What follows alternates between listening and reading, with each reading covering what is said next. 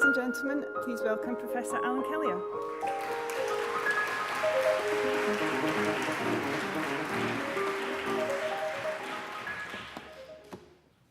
So, I'm here to talk about the role of cities and towns in end-of-life care.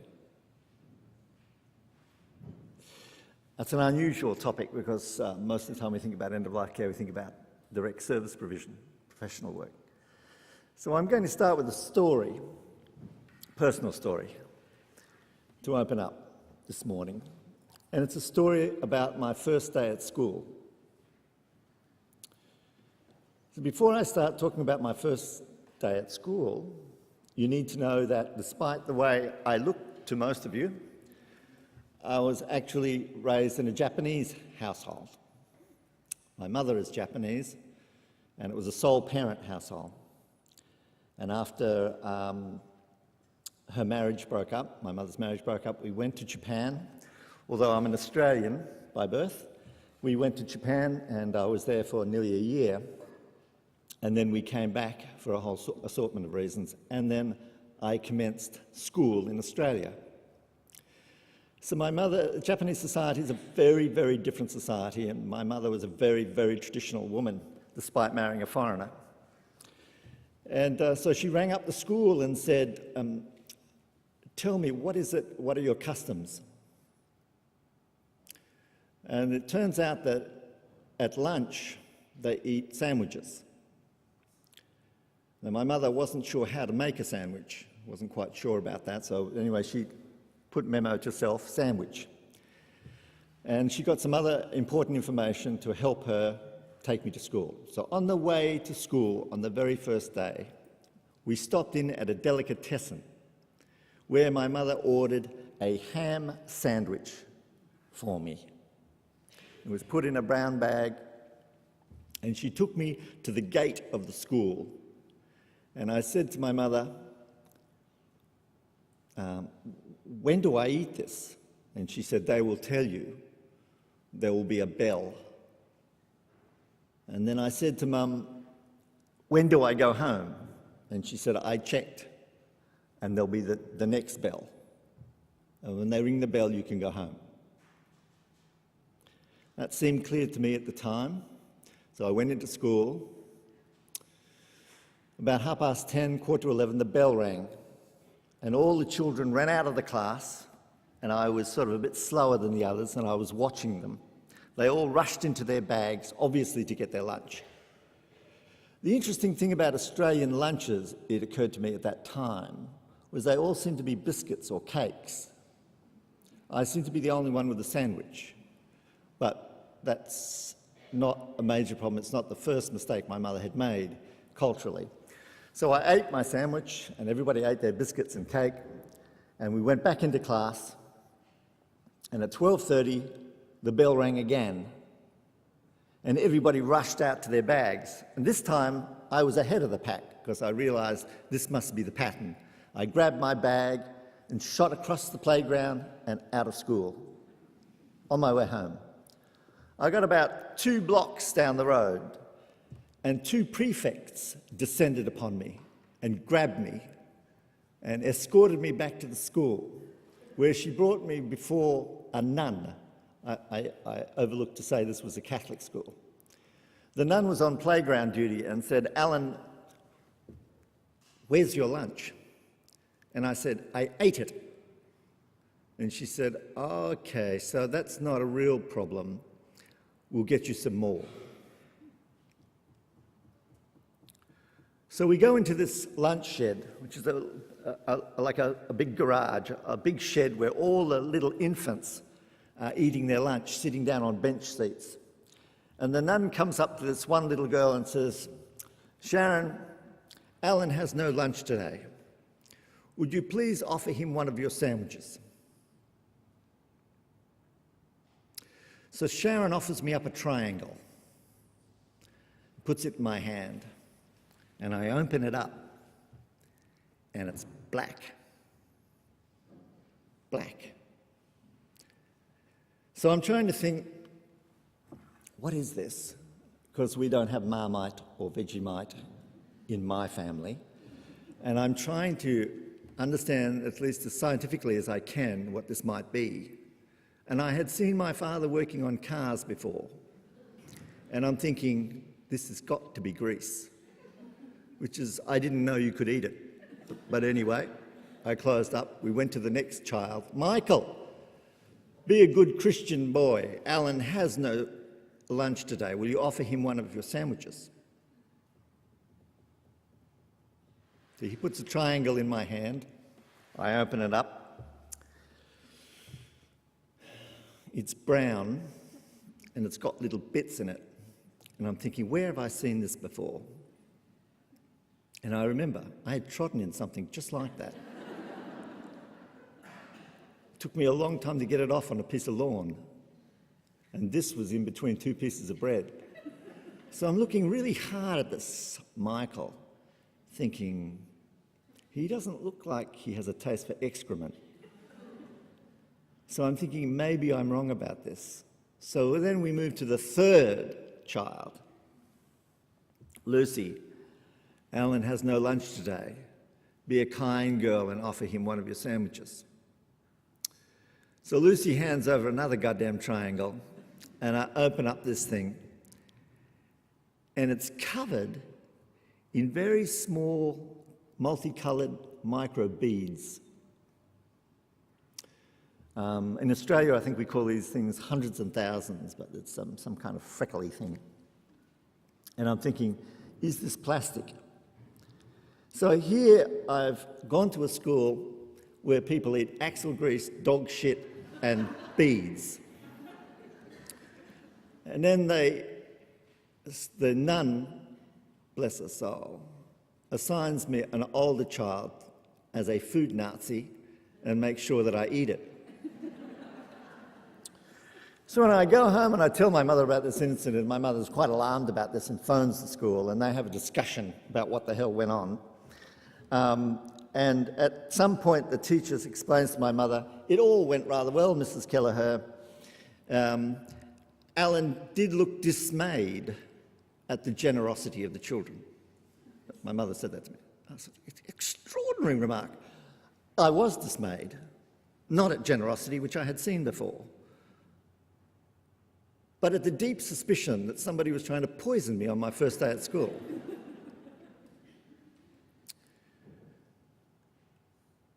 The issue is that that school had constructed itself internally for what it saw was sameness.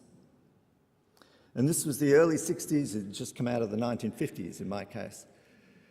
Everybody was white and everybody was the same, even girls and boys were the same. So that's the first thing. The second thing the school didn't realise is that 98% of my reactions was founded in life beyond the school gates. 98%, maybe all of it. All my life, all my problems, all my responses are to be understood beyond the school gates. Everything. Not understanding that has led to generations of kitchen builders built by men who don't talk to women, so as that for 20 or 30 years women could not reach the top shelf. Generations of engineers who inserted cash machines in buildings, none of whom ever talked to anybody in a wheelchair. So disabled people look like praying mantis trying to get out cash out of these machines until they realise they should drop them. Modern societies are modern, they're new. Traditional societies have long gone for most of us. Difference is important now. If I told my first day at school story 20 years ago, it would have been considered an ethnic story. This is not an ethnic story. This is a story about different values and different experiences. And women can tell this story, and disabled people can tell this story. People of different sexual orientations can tell this story. And you can tell the story from different regions, as well as different countries and different ages. It's about difference. You can't build anything now if you want to make a profit or if you want to make it work without partnerships, without talking to people. And the question we're asking today is the end-of-life care model that we have in the UK today fit for purpose? And the problem with the end-of-life care model today, whether it's bereavement care or palliative care or intensive care or aged care, is that much of it is built without partnership, without talking to people it's meant to serve. We have to ask ourselves, where are the dying caregivers and bereaved found most of the time? Less than 5% of the time a dying person spends, they spend it face-to-face with a doctor or a nurse. 95% of the time, dying people, and 99% of the time of bereaved people, is spent alone, or with friends, or with family, or their animal companion, or the television, or the internet. Whatever end-of-life care area you're in, you have to ask yourself this question: what am I doing in that 95%? If you're serious about the idea of continuity of care, quality of care, that's a 95% question. That's all there is to it. You can be as kind as you like as a nurse, as a chaplain, as a social worker, when the client or the patient is in front of you. But 95% of the time, they're not going to be in front of you. And that's where it all happens. So who is responsible then for end-of-life care? And the answer is everyone. We all are. So then the questions are, okay, if we're all responsible, how are we going to approach this? What are the methodologies we might use?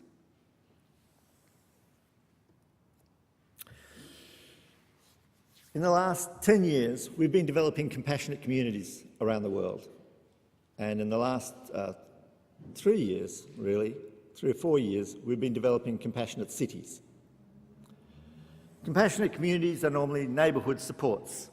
They're based on a thing called community development, working with local neighbours, local people to develop social supports for people with advanced ageing or living with life-limiting illness or living with long-term caregiving or living with grief and loss.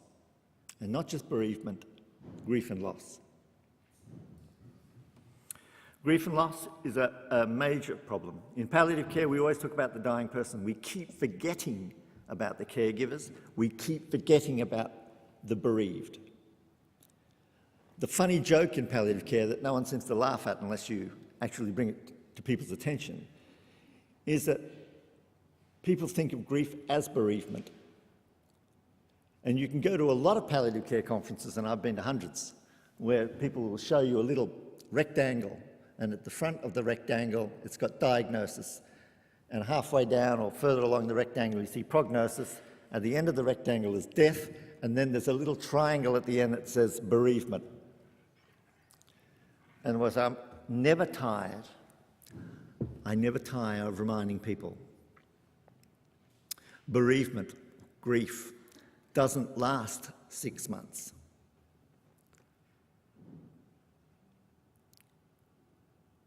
It doesn't last 6 years. It's forever. It's forever. You can have a memorial after 12 months. You can send them a card after 12 months. But if we're dealing with something that's forever, you have to ask yourself what our forever strategies are for that experience. And it ain't sending the local chaplain around after 9 months. So we need to start thinking about how to build care into everyday life. And we began with compassionate communities, and there's lots of compassionate communities across the UK now. Many in most countries. And recently we've developed a social ecology approach, not a community development approach as such. If you think of community development as a grassroots, bottom-up approach, then a social ecology approach is a kind of a top-down approach. So that's getting workplaces, businesses involved, getting local government involved, getting the churches and the temples and the mosques involved. It's getting the social media involved, the footy club, the cricket club, the museum and the art galleries involved in end-of-life care. We call that compassionate cities. In terms of bringing social change, and we've talked about public health reform for a long time, every medical speciality and every health services speciality has a public health approach. All of them, and they've had them for years. No cardiologist thinks that heart health is about them. Heart health is about eating right and about exercising. It's not about going to seeing a specialist or consultant. Only when things go disastrously wrong do you go to a cardiologist. Trauma medicine is not about A&E. Oh, you end up in A&E when things go wrong. You're supposed to wear your seatbelt and your bicycle helmet. All of these public health things you know. You know you're supposed to have your bicycle helmet and your seatbelt and your condom. Some of you all at once. But not in palliative care. We still think palliative care is disaster management. You have to be on your last leg to get palliative care, and that's a nonsense. The public health stuff is about working upstream. It's about early intervention. It's about dealing with things on an ongoing basis. So social ecology is a difficult idea. Community development, most people seem to be more comfortable with, so I always tell a story about social ecology to help people understand it. I've been a professor on and off in palliative care for 20 years. I was Professor of Palliative Care in Australia for 10 years. But before I was Professor of Palliative Care, very few people know that I was actually a Professor in Drug and Alcohol Studies for a couple of years. It's a very long and complicated story. If you buy me a vodka, I will tell you about it. If you buy me 2 vodkas, I will tell you anything you want to hear. So I was appointed to be the head of research development at a large clinical and research organisation in Melbourne, Australia. So I had 30 researchers under me, and we also worked with 70 clinicians, doctors and nurses, and we also had 20 or 30 education and training people. Next to Melbourne was a small working class city called Geelong. It had 200,000 people in it. They only had 3 employers, Pioneer Concrete, Ford Motor Car Company and the Shell Oil Refinery, and every Friday night the workers would descend upon the city and destroy it. It was an honourable tradition of the working class. The richest people in Geelong were the window replacement firms. And they had tried everything in Geelong over 20 or 30 years to stop this. So they tried the American approach, which is to arrest everybody who's drunk on the streets until the jails were full and they couldn't put any more in. So that didn't work. They tried the Russian approach, which is that everybody they arrested, they forced them to undergo 3 days education on the evils of drinking. And just like the Russian approach, that didn't work. So eventually they came to me during my time when I was there. So they were people from the Department of Health and from the Emergency Services, from the Chamber of Commerce, and the local government. And there was a delegation of about 8 of them, and they said to me, "Alan, can you help us?" They told me what the situation was, and I said, yeah, that's not a problem. We can certainly do that, but you have to do everything that we say or we won't cooperate, we won't help you.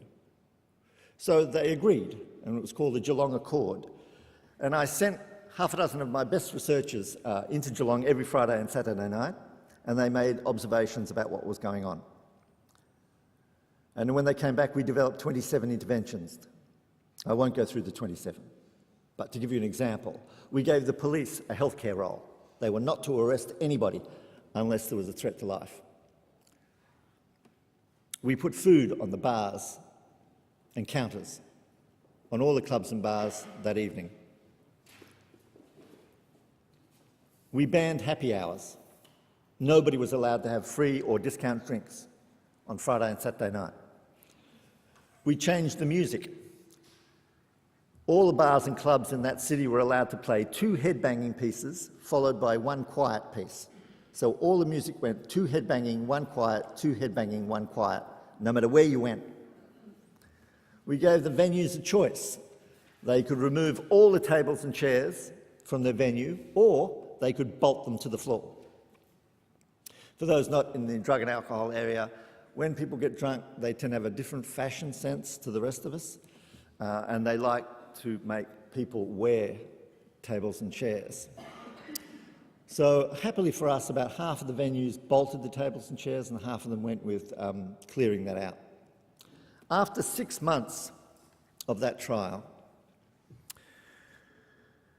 the damage to public property and personal injury rates dropped by nearly 70 to 75%. We didn't talk to any drunks. We just changed the physical and the social environment. So the question you need to ask yourself in this room is that if you had 27 interventions to improve the lives of people living with a life-limiting illness, ageing, caregiving and grieving, if you had 27 interventions for Glasgow, what would they be?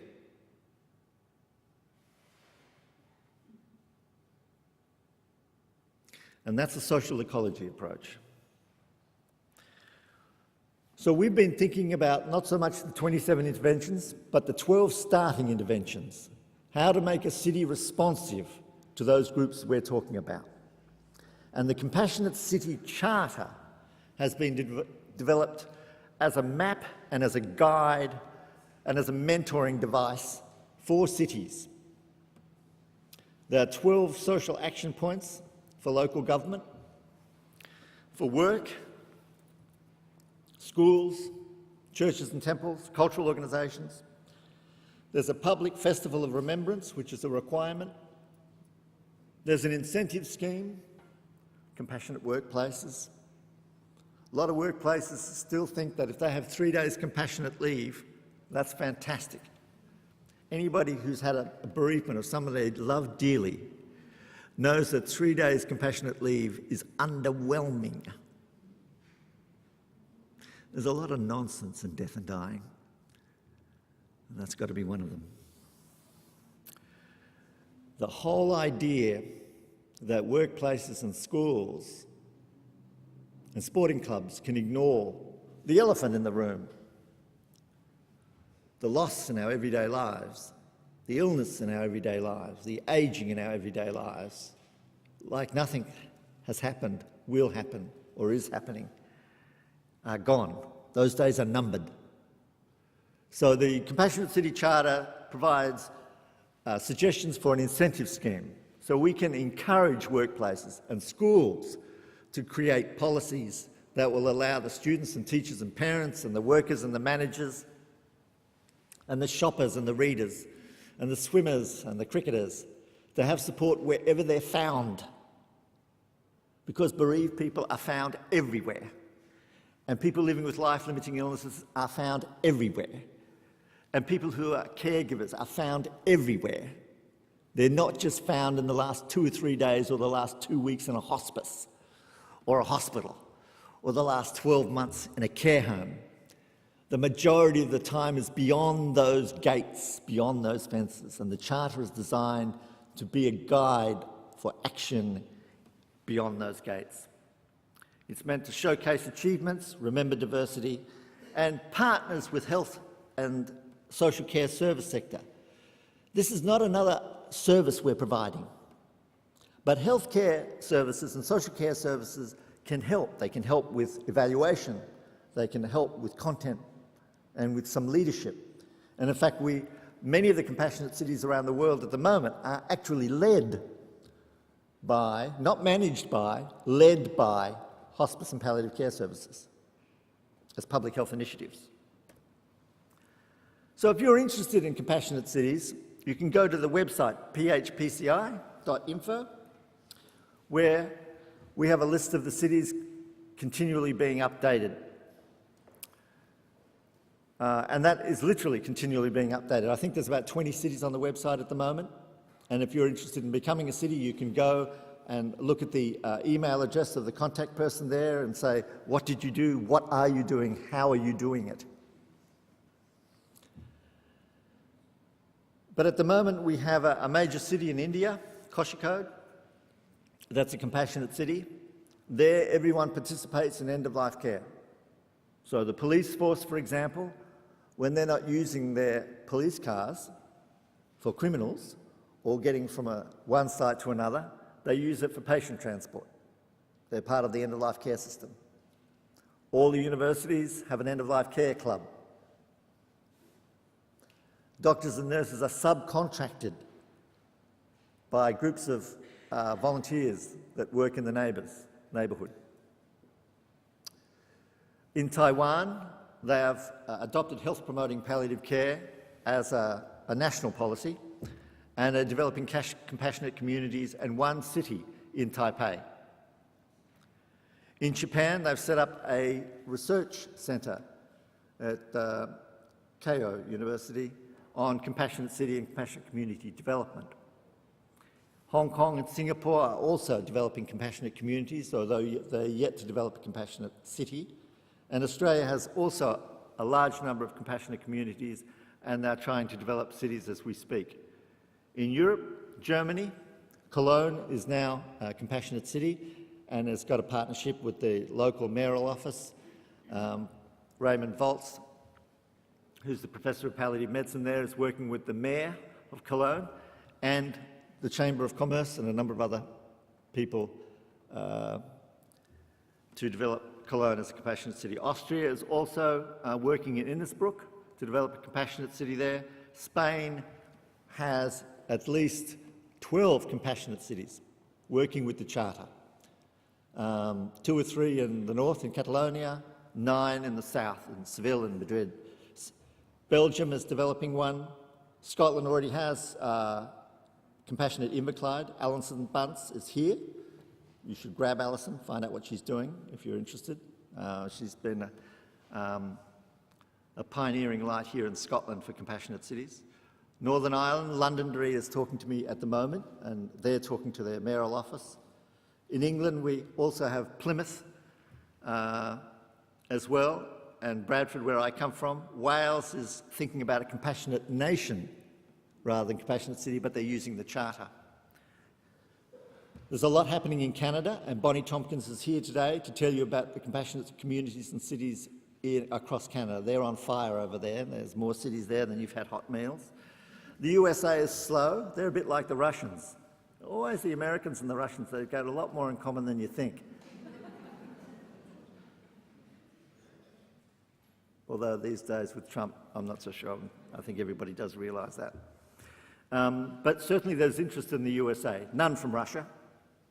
None from Russia. But certainly the Americans are starting to demonstrate some interest in this area. South America, they have, again, probably about 7 or 8 compassionate cities, but they have dozens and dozens of compassionate communities. Africa has a lot of community development programs. They don't necessarily use the phrase compassionate city or compassionate community, but community development has been a major part of end-of-life care in that country. So as you can see that the compassionate community and compassionate city program, if you like, has become a worldwide movement. Every week I get another city contacting me. What they all have in common is they take the Compassionate City Charter and they say, you know what? It's not just about services. It's about what you and I can do for each other, and not just in the neighbourhood, in big business, in the churches, in the mosques, in the high streets, in the veterinary clinics and the funeral parlours, in the newspaper offices. Everywhere The public health approach is here to stay, make no mistake. But the public health approach, unlike a professional services approach, is a collaborative partnership approach. You can shape it. And you can shape it top down by starting a compassionate city, or bottom up from community development, or both. But it's the future, and it's the only methodology that can cope with the diversity which characterises every aspect of our society today. Thank you very much.